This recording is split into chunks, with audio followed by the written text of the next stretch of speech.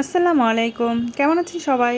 আজকে আপনাদের জন্য নিয়ে আসলাম গাজরের হালুয়া করে। শবে বরাতে এরকম একটা হালুয়া থাকলে আর কিছুই লাগে না, সবাই খুব মজা করে খাবে। দেখতেই পাচ্ছেন কতটা সুন্দর হয়েছে। আমি এখানে 2 কেজি পরিমাণের গাজর নিয়েছি, এভাবে কেটে ধুয়ে তারপর সিদ্ধ হতে দিয়েছি। দেখতেই পাচ্ছেন পানির পরিমাণটা কেমন।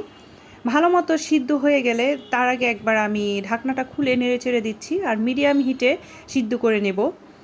যখন দেখবেন ভালো মতো সিদ্ধ হয়ে গেছে, এভাবে দিলে ভেঙে যাচ্ছে, তারপর পানিগুলো ঝরিয়ে নিয়েছি। এখন ব্লেন্ডারের জারে ভালো করে ব্লেন্ড করে নেব। অবশ্যই ঠান্ডা করে নেওয়ার চেষ্টা করবেন।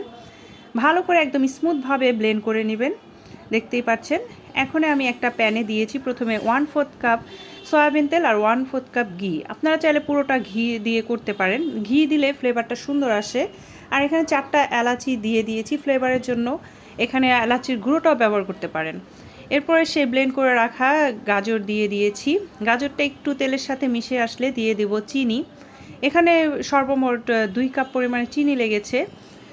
আর প্রথমে 1 কাপ 1.5 কাপ পরিমাণে চিনি দিয়েছি, পরবর্তীতে আবার চেখে আরও আধা কাপ দিয়েছি। আপনারা আপনাদের পছন্দ মতো চিনিটা ব্যবহার করতে পারেন। এখানে দেখতেই পাচ্ছেন সবগুলো চিনি মাখিয়ে নিচ্ছি। সবগুলো চিনি ভালো মতো অবজার্ভ হয়ে গিয়েছে। আর দিয়ে দিব 3 টেবিল চামচ পরিমাণে গুঁড়ো দুধ। এতে করে গাজরের হালুয়াটার ফ্লেভার অনেক বেশি ভাল লাগে। নাড়াচাড়া কিন্তু থামানো যাবে না। এখানে আপনি যদি নাড়াচাড়া থামিয়ে দেন তাহলে ফুটে উঠে শরীরে লেগে যাবে। আর প্রতিটা সময় আপনারা মিডিয়াম হিটে রান্নাটা করবেন।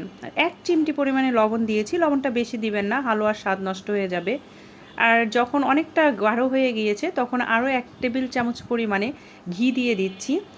ভালো করে নেড়ে চেড়ে একদম পানি উঠিয়ে যখন শুকিয়ে গিয়েছে তখন নামিয়ে নিয়েছি। দেখতেই পাচ্ছেন এটা রুটি দিয়ে এতটা ভালো লাগে, শবে বরাতে করে দিবেন। আর পরিবেশনের জন্য কিছু বাদাম কিশমিশ ব্যবহার করেছি। আর বাসায় অবশ্যই চেষ্টা করবেন, কমেন্টে জানাবেন কেমন হয়েছে। আল্লাহ হাফেজ।